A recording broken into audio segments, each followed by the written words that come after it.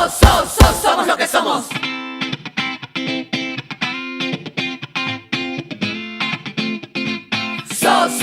Somos lo que somos. Seguimos con nuestro programa y entramos al punto de quiebre con un tema fundamental, que es el tema educativo.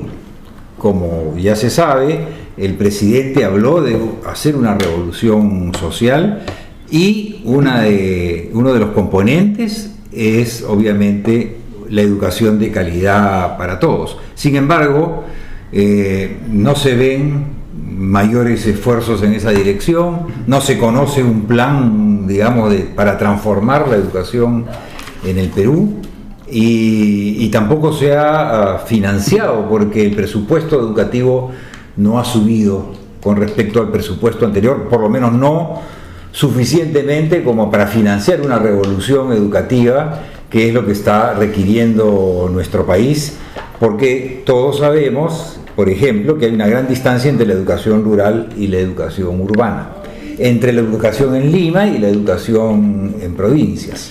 Que además los sueldos de los profesores son bajos, que su capacitación tampoco es la mejor. Entonces, en ese sentido, tendría que haber aumentado el presupuesto. Eso sería un buen indicador, y una subida de sueldos definitivamente para los profesores, ¿no?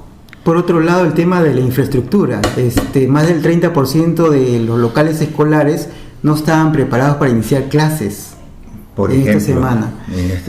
¿Y qué es lo que sucede? Que los directores deberían de haber el año pasado reportado esto al Ministerio de Educación para que les asigne un presupuesto, pero ahí la cultura del no declarar porque tienen miedo de no ser considerados nuevamente el siguiente año en el mismo colegio como director. O sea, el temor de perder el cargo. O de quedarse en el mismo colegio porque viven cerca, ¿no? Por así decirlo. Entonces, este detalle al final, ¿a quién perjudica? Es a los profesores y sobre todo a los alumnos. Y hablando de infraestructura, bueno, todos los desastres naturales que ahora se están produciendo obviamente van a también hacer mella en la infraestructura educativa de pueblos que están en zonas, ¿no?, de alto riesgo con respecto a este diluvio que nos está cayendo del cielo. Y por otro lado está el contenido de la currícula educativa, por un lado, y por otro lado está el cómo se lleva a cabo. Ahora, yo siento que la educación en el Perú todavía está un poco atrasada en comparación con los últimos avances que vemos, ¿no? Así es. Son unas velocidades pues completamente distintas, ¿no? Entonces los chicos cada vez son más hábiles en las computadoras, en el uso de la tecnología. Sin embargo, los profesores muchas veces, bueno, de todas maneras, de otra generación anterior que todavía hace cosas de la manera antigua, entre comillas, ¿no? Convencional, por ejemplo, la pizarra, etcétera. Entonces se nota que hay una gran desconexión entre alumnos y profesores. Por ejemplo, justamente respecto a eso, en la Unión Europea están definiendo un nuevo paradigma educativo, ¿no? Y en relación a la tecnología, por ejemplo, ha hecho que cambie la orientación general de la educación. Ya no es enseñanza de conocimientos o entrega de información. Ahora es el eje, es el aprendizaje, ¿sí? Porque los conocimientos son provisionales, se renuevan muy rápido, ¿ya? Entonces ahora se trata de cómo sé yo aprender para incorporar competencias que yo necesite a lo largo de mi vida, pero yo tengo que procurármelas a mí mismo, ¿de acuerdo? ¿Y qué cosa significa una competencia? Es lo que yo soy capaz de hacer dominando los procedimientos del caso y sin ayuda de nadie.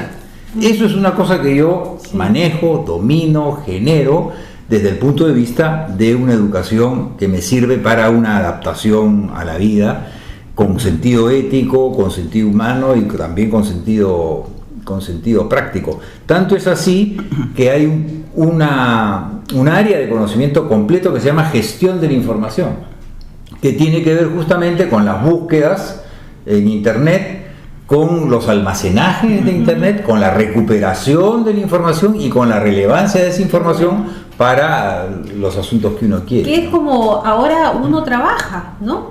A uno se le presenta un problema y hace exactamente lo que tú dices. Y me parece muy interesante ese método que ayuda a ser autónomos a las personas, ¿no? A los estudiantes, ¿no? Y con eso podrían estudiar cualquier caso. De repente solamente necesitan metodologías. Pero el Perú en realidad es un país mucho más complejo para aplicar una educación moderna, porque es un país multicultural. Y en las regiones me parecería que debería, por ejemplo, rescatarse los saberes ancestrales, las costumbres de los ancestros, ¿no? Que en realidad hay un conocimiento valioso que no se debe de perder a pesar de la modernidad. Así es. Y de este sentido la educación todavía no está pensando en rescatar esos valores.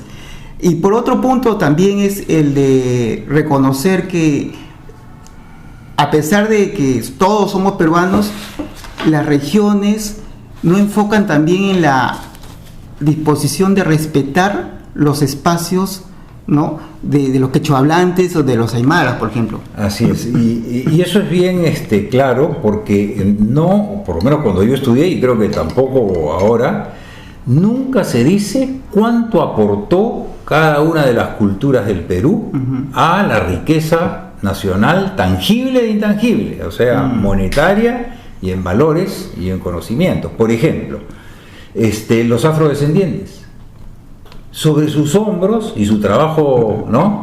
Esclavo, se levantaron las grandes haciendas. ¿Cómo no va a ser un aporte? Gran parte de todo lo que es la música tiene impregnación de afrodescendientes. Ha sido un enriquecimiento de nuestra cultura nacional, pero solamente se lo saca cuando bailan o cuando destacan en el deporte, pero no se los, ¿cómo se dice?, realza en todo el aporte histórico que han hecho a nuestra nación. Igual ocurre con la cultura aymara, la cultura quechua, claro, las comunidades nativas, indígenas, etcétera, que en realidad conocen muy bien la geografía del país y bueno, tenían una cosmovisión particular pero yo creo que cada vez se está siendo más valorada, ¿no? No es que se ha perdido completamente, y hay creo que hay educación intercultural que ya se está aplicando. Todavía supongo que es muy incipiente, no se llega a ver grandes cosas, pero tengo un carácter experimental, todavía no se ha extendido en general, hay ciertas dificultades. Pero, por ejemplo, volviendo al tema del nuevo paradigma educativo que está discutiendo la Unión Económica Europea, hay un mucho mayor énfasis en las habilidades sociales. ¿Y qué tenemos como habilidades sociales? Por ejemplo, habilidades interpersonales, como cuáles: habilidad para expresar quejas, las cosas que no te gustan deberías de ser capaz de decirlas. Habilidad para solicitar a la otra persona un cambio de conducta si es que esa conducta está siendo, ¿no?, perjudicial. Habilidad de dar y recibir elogios, por ejemplo. Oposición asertiva, no me opongo por oponerme, sino porque en esa oposición estoy generando una crítica alturada, una crítica constructiva, ¿no? Inteligencia emocional.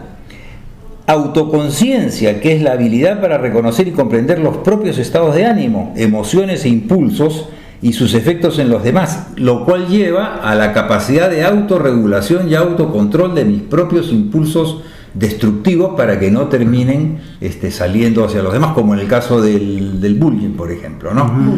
El bullying. Justamente sobre el tema del bullying, yo creo que la educación tiene que tomar en cuenta la diversidad y la igualdad de género, ¿no? La identidad de género, sobre todo, porque son aspectos esenciales en la vida de las personas y además se encuentran dentro del marco de los derechos humanos, ¿no? Sin embargo, en las escuelas se ven o son lugares donde hay mucha violencia, no se aceptan a las personas, no se acepta la diversidad. Entonces, eso es un tema de fondo que se tiene que cambiar. Sin embargo, hay todavía muchos grupos conservadores, como hemos visto en nuestro país, y no solo en el Perú, en Colombia, en Brasil, se han visto muchos de estos grupos que han protestado. Y entonces no se entiende cómo es que estuvieran en contra de la violencia por género, ¿no? Porque se descalifica a estos alumnos, ¿no? Hay y vulnera los derechos humanos de estas personas. Pero, digamos, yo quería para terminar algunos tips de repente muy prácticos provienen de la educación en Finlandia, que es la mejor considerada en el ranking mundial educativo.